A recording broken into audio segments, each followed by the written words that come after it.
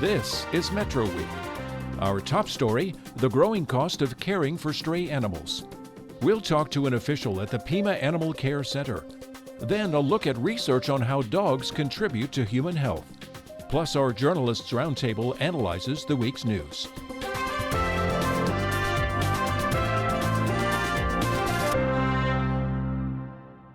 Welcome to Metro Week. I'm Andrea Kelly, and this is Mesa. Love them or not, if you live in Pima County, you're paying for dogs. And if you love them, they might just be improving your health. We'll get to that. But first, some details on how governmental agencies in Pima County are dealing with an explosion of unwanted pets and how much that's costing taxpayers. The Pima Animal Care Center takes in dogs and cats that would otherwise be strays in the metro area. It's the only such government-run facility, so Tucson, Marana, Oro Valley, and Sahuarita contract with the county to take in their strays. For each of the last 4 years, Tucson has paid Pima County more than $3 million to house animals turned in by city residents. In comparison, the next highest bill in the fiscal year that just ended was $140,000 for Marana. Tucson pays more because city residents bring in far more pets than people who live elsewhere. Pima County negotiates a contract with each city or town to pay for the animals that come from that area. The animal's care is paid for with dog licensing fees, which also requires proof of rabies vaccination, and the contracted fees from each jurisdiction. For more on those contracts and the crowded conditions at the shelter, I spoke with Kim Janes, the director of the Pima Animal Care Center. The Tucson contract for animal care was about $3 million in the fiscal year that just ended, and in this current fiscal year, it's $4.9 million.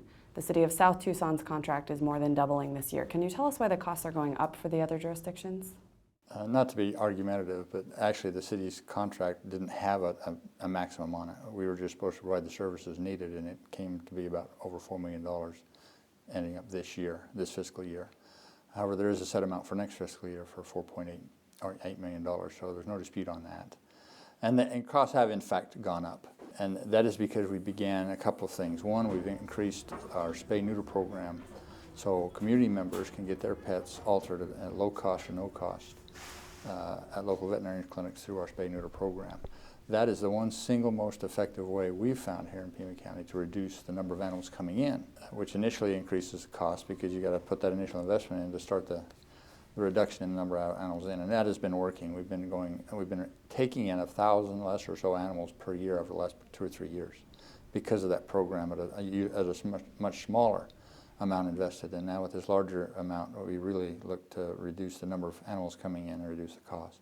The other significant factor is we moved from a policy of if the animal could not be medicated or if it could not be healed, then we either had to turn to a rescue program to take the animal out or we had to euthanize it. We moved from that process to now we're treating them, and it costs a lot of money to treat pets, especially the set of pets that we get in.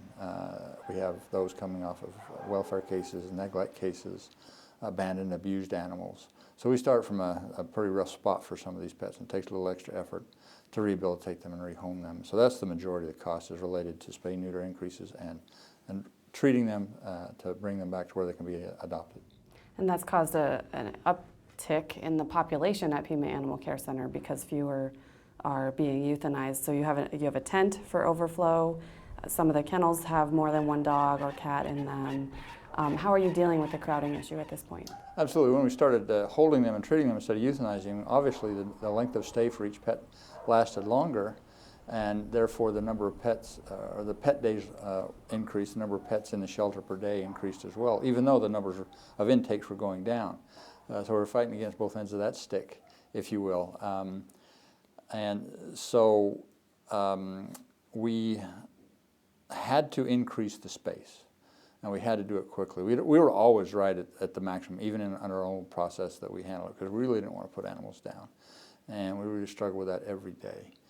But when we realized, and the county said, nope, we're going to save the ones we can, let's add the space we needed. We added the tent to it, and it's made a huge difference in our ability to better care for all the ones that come through our shelter. Now that's a temporary measure, and voters also approved another expansion through a bond property tax increase. So when will that be underway? Well, it's already underway. The county's going through the process of selecting the architect, which has been completed, and the process of selecting the contract manager, which I believe has been completed as well. Once those two are on board, now that those two are on board, the planning can go from just a vision of, boy, it sure would be nice to have all these things, to actually, how do we put those things into physical space and make them operational and start building the building, hopefully within the next, less than the next year. And that'll be on the same site in addition to what's already existing at the Animal Care Center? That's a matter of what the architect and the construction folks and our planning team look at, but the intent is if we have to replace what's out there now, which there's a lot of reasons to replace that old building. The bricks and mortar are pretty solid out there, but the infrastructure, the kennels themselves, the layout of the facility just isn't very good. So if we have to replace everything that's out there now with brand new, that's what we're going to do.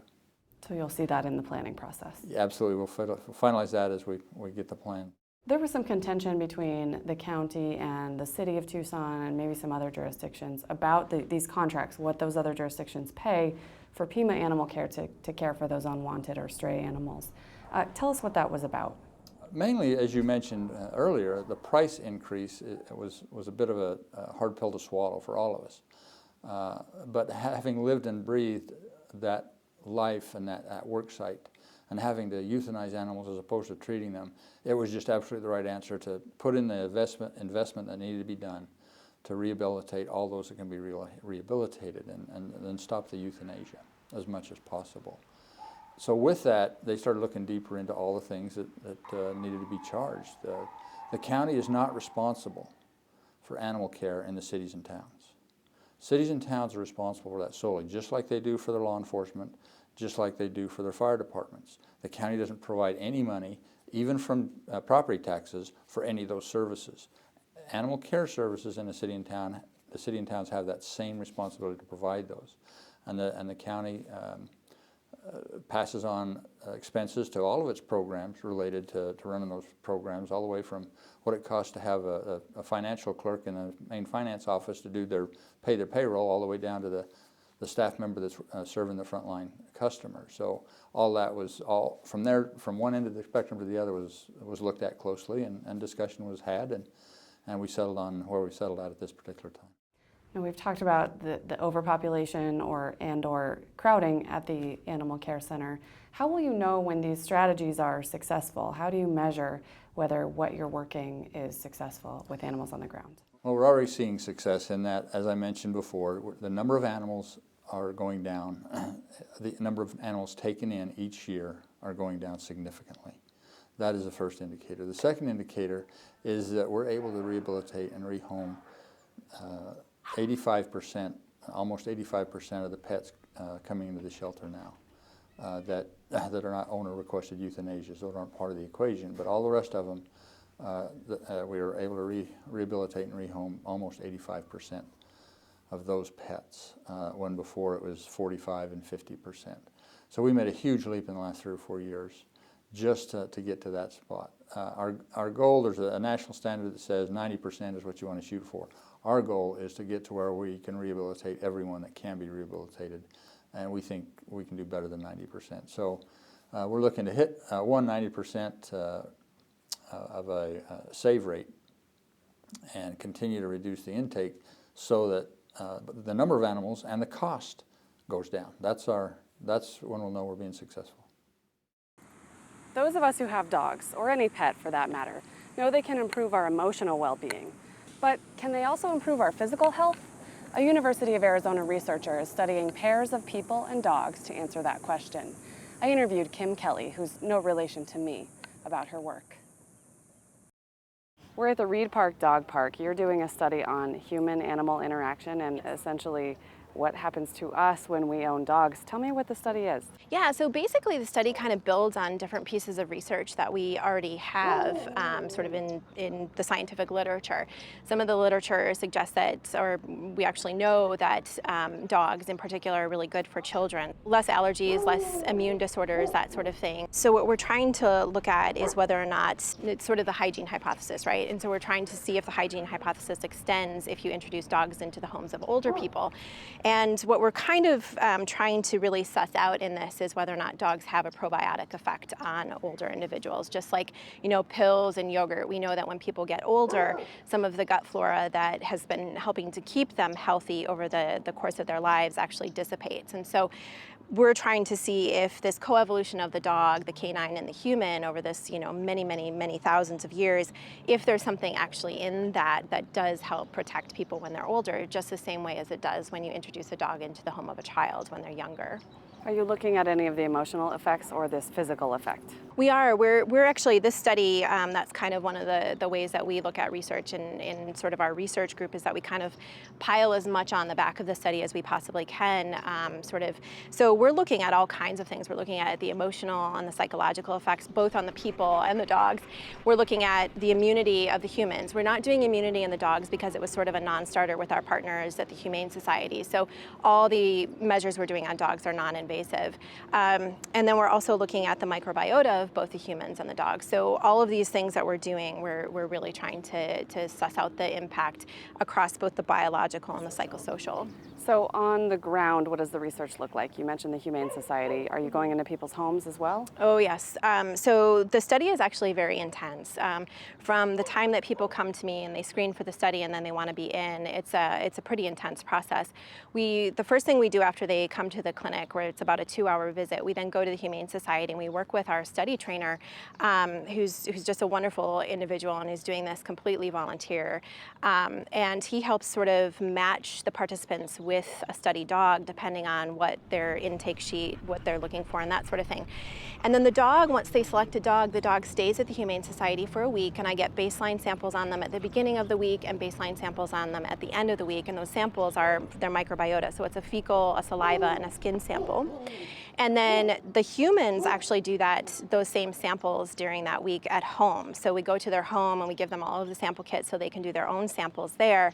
Then they come into the clinic, they have about a 3-hour clinic visit, and then we go to the Humane Society together to pick up the dog. And if they need us to go home with them to do the introduction, if they have cats or other dogs at home, we go home with them. And then that first really week, 2-week period, we are with that family. I mean, we're calling them, we're in constant communication daily with the family. Weekly sometimes, just depending on how comfortable they are with the dog, how the introduction is going. And they have access to a trainer anytime that they want it if they're having any sort of issues with the dog. And then about 3 weeks later, we go back to the home and we give them all the supplies that they need. And then they take their own samples, they take the dog samples. Of course, if they're having trouble getting the dog samples, we'll go out and take them for them. And then they come in 3 more times during the study at month 1, 2, and 3 to actually sort of help us assess some of the things that might be going on that aren't biological, like we just mentioned. And what's the total length of the study for a participant? It depends, varying from when they come in to when they end, but it's about 4 months. It can be up to 5 or 6, depending, but it just is from, some people have been on vacation and then they wait to get a dog.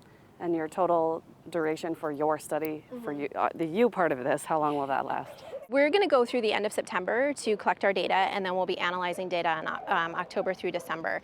And the end goal of this is it's really a pilot study, so we're hoping to see something in either those microbiota or those immune samples that suggests that we should go forward with a larger study and actually apply for funding to do a sort of maybe even multi-sited study, but with a larger N to actually get some statistical significance. So these are not dogs that somebody already owned, for example, like a long-term dog owner. These are dogs that are introduced to the home to study what the changes are during that time. Exactly. They cannot have had a dog in their home for about the last 6 months. And the reason for that is we kind of want a clean baseline, basically. So we allowed cats in to the study just because data is a little bit conflicting there and we don't know, so why not sort of see what happens. And then, so they can't have had a dog in the home, and then we introduce a dog and we go from there.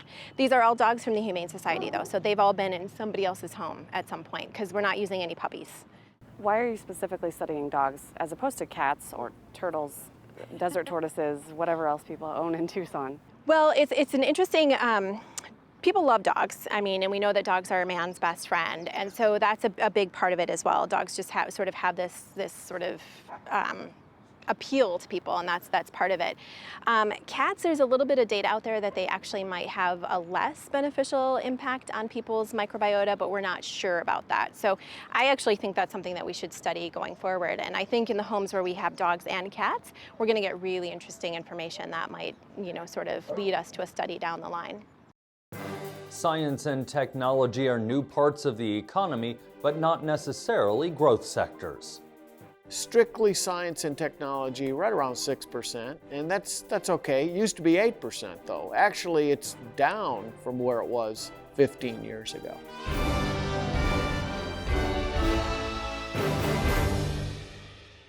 Now our Journalist Roundtable. Joining me in the studio this week are Becky Palak of the Arizona Daily Star, David Rupp-Calvis of Tucson Local Media, and Zach Ziegler, my colleague here at Arizona Public Media. Thanks to all of you for coming in. Becky, you've been covering what at one point was a disagreement and has become an agreement between the city and county on these animal care costs and contracts. Can you bring us up to speed? Sure. So they finally reached what was a good compromise on a one-year agreement, and they also agreed to keep talking. So they're going to be doing quarterly meetings to talk about what's happening at Pima Animal Care Center. What they were arguing about was various fees, and we heard Kim Janes talk about the cost of having administrators and secretaries and people who have to clean the facility. All that costs something. The county was passing a portion of that onto the city. The city said that wasn't part of their contract, and that's where a lot of the tension was. There was also a cost for the tent where we saw the overflow animals are being sheltered.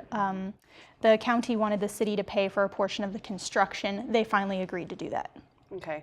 Now, also at one point there were sort of a debate about where that money was going to come from in the city budget. Has that been worked out? Yes and no. So the city has basically decided that they're going to kind of go for it and see what happens during the fiscal year. So they're counting on grants and donations to come in to make up part of the gap. They are also going to kind of do a wait and see approach. So if things seem to be getting more expensive as the year goes along, they're going to have to start cutting somewhere, either cutting in services for animals or cutting from some other area of the budget to pay for the animals. Services being potentially medical care or it would be having more volunteers? It would be on the enforcement side. So things like calls when there's a dangerous animal, maybe they wouldn't respond to as many of those calls, or they would have fewer dog catchers available to go out and retrieve animals. Okay. Now, this whole conversation and this whole debate about what to do about these contracts that the various jurisdictions have with the county for services brought up an idea that potentially maybe some sort of a regional government structure would be appropriate or better. What's happened with that proposal? It's going to be slow going. We're going to see slow progress, but talks are definitely back on that. They've been going on for many years, and now it's kind of being spearheaded by City Councilman Steve Kozachik and the Marana Town Manager Gilbert Davidson. They're interested in having more talks in terms of the cities cooperating to get better contracts with the county. So they would work as one group negotiating with the county instead of six different entities. Instead of negotiating each individual contract. Okay. In this case, are they all paying the same amount for animal care? I don't actually know that. Proportionally? Yeah. Okay.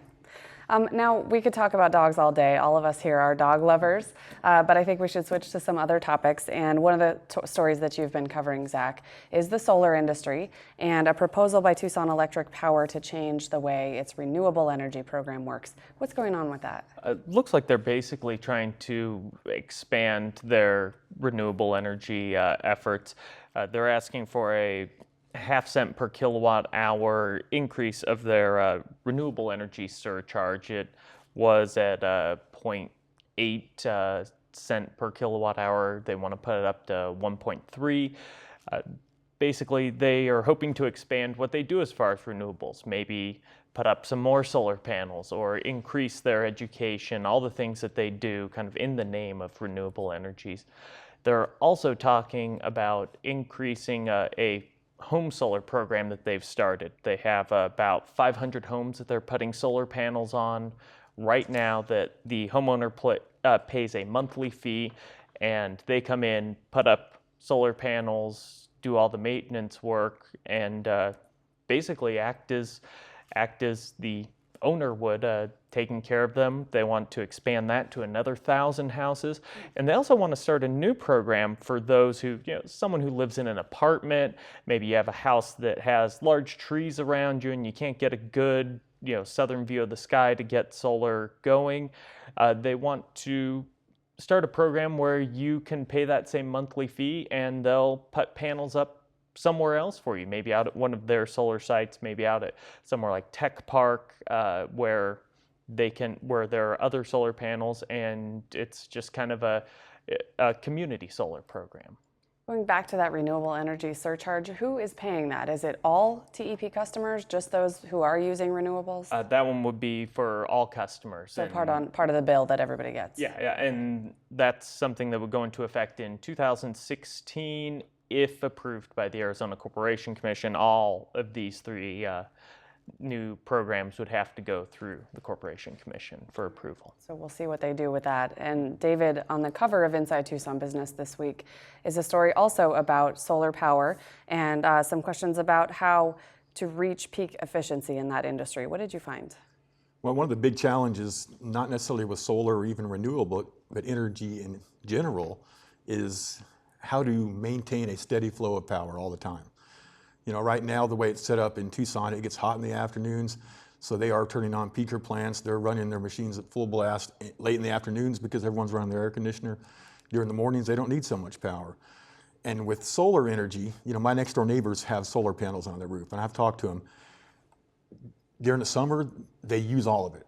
During other parts of the year, they actually put energy from their home back into the system, and TEP gives them credits or pays them on rare occasions. And solar energy, renewable energy in general, always gets first dibs when it comes to the energy grid. Mm-hmm. So when energy from solar panels is moving into the whole electric system, they have to slow down their big electric plants. And as Zach and I talked about the other day, electric plants work much better when they're going full bore. They're more efficient, they're cheaper, they're cleaner.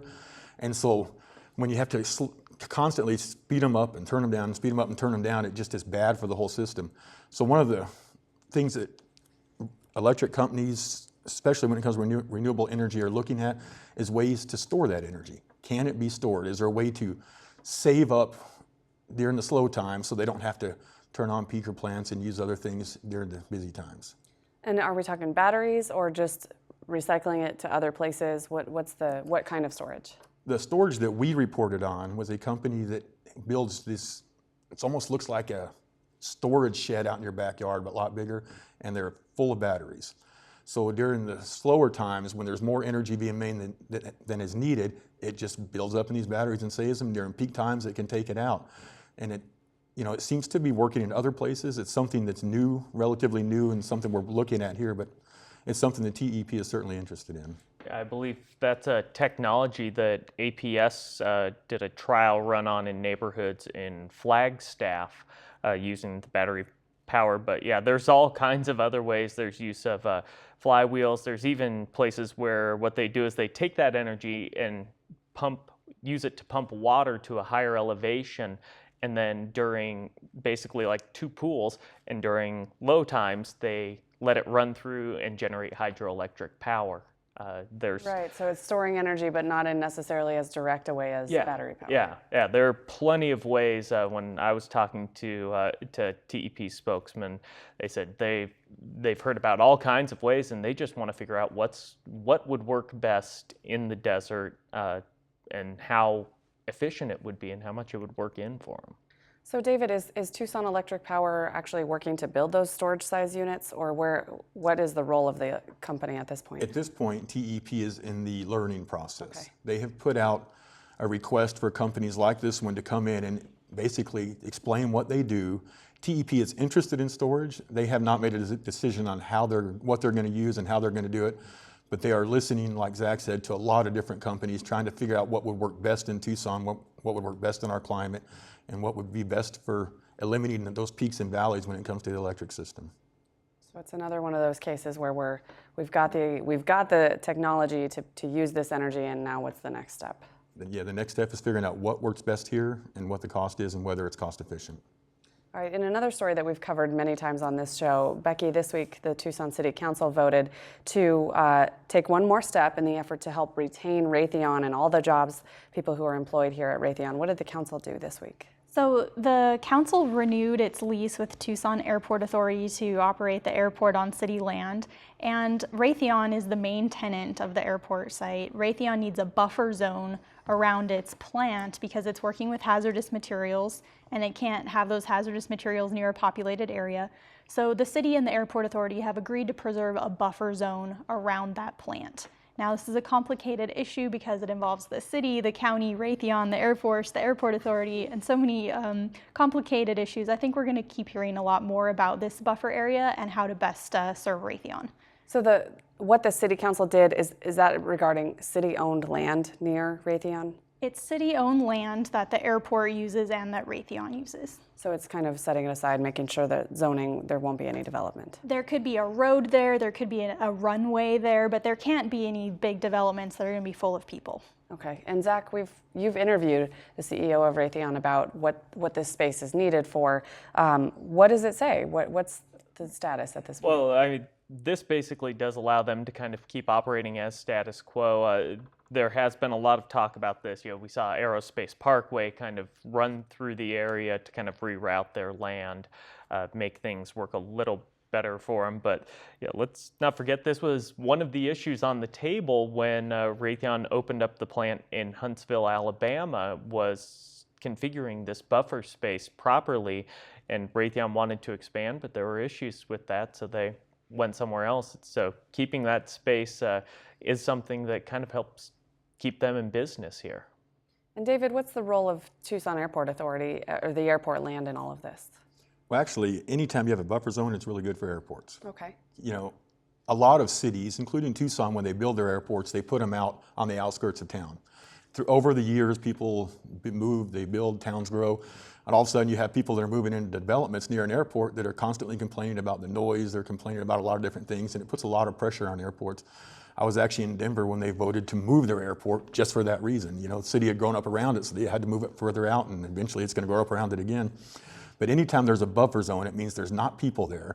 There's not people that are, hearing airplanes take off and land, and there's not people complaining, so it just makes it a lot easier to run an airport. That's funny that you mentioned Denver. I was just there last week, and the growth is definitely heading toward the airport.